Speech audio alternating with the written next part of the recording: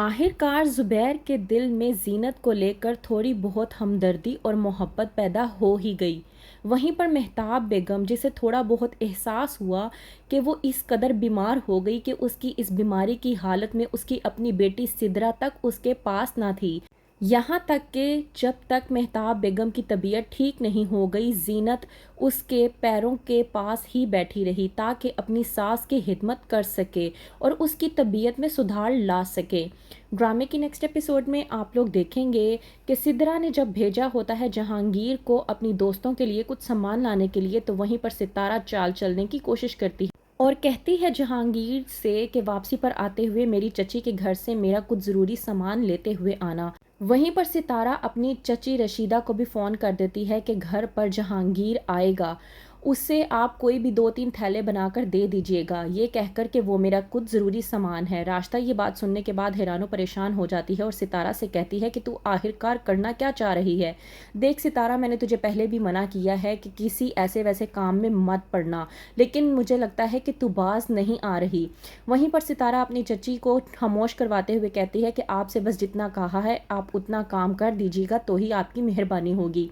جب آتا ہے جہانگیر، وہیں پر ستارہ کھڑی ہوتی ہے اور جہانگیر کے ہاتھ سے اپنے تھیلے پکڑ لیتی ہے۔ سدرا جہانگیر کو دیکھ کر بھڑکتی ہے اور کہتی ہے کہ تم سامان اب لے کر آ رہے ہو جب میری ساری دوستیں واپس جا چکی ہیں۔ جہانگیر غصے کے عالم میں آ کر اندر جاتا ہے۔ وہیں پر ستارہ سدرا کے دل میں آگ لگانے کی کوشش کرتی ہے اور کہتی ہے کہ مجھے بڑا افسوس ہو رہا ہے کہ تمہارے شوہر کے دل میں تمہارے لیے نہ کوئی محبت ہے اور نہ ہی کوئی احساس۔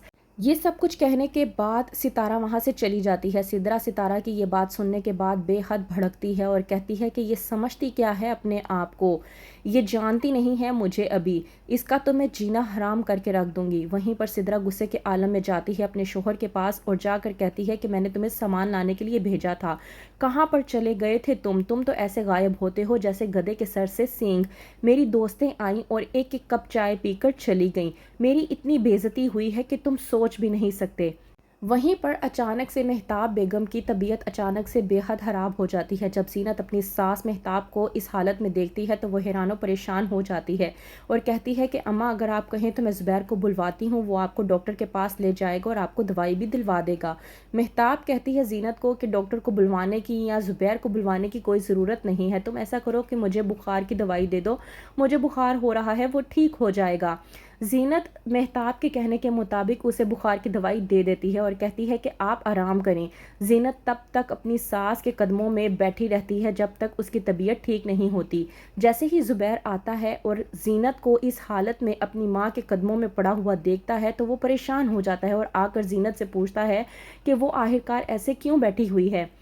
زینت جب زبیر کو بتاتی ہے کہ اماں کی طبیعت ٹھیک نہیں تھی، میں بس اس وجہ سے ان کے پاس بیٹھی ہوئی تھی کہ اگر ان کو کسی چیز کی ضرورت ہوئی تو میں انہیں میسر کر سکوں۔ زبیر کے دل میں زینت کے لیے تھوڑی سی ہمدردی پیدا ہوتی ہے اور وہ اس کا خیال کرتا ہے، لیکن یہ بات ستارہ کو نہیں بھاتی۔ ستارہ جہانگیر کو جا کر کہتی ہے کہ تم سدرا کے سامنے زینت کو لے کر کوئی ایسی بات کرو کہ سدرا وہ بات وائرل کر دے اور وہ بات زبیر کے سامنے کر دے تاکہ زینت بدنام ہو جائے، کیونکہ میں چاہتی ہوں کہ زینت زبیر کے دل سے پوری طرح سے اتر جائے۔ تو آخر کیا کرے گا جہانگیر؟ کیسی بات کرے گا سدرا کے سامنے زینت کے خلاف؟ کیا زبیر کے دل میں جو زینت کو لے کر تھوڑی بہت ہمدردی پیدا ہوئی ہے وہ پھر سے ختم ہو جائے گی؟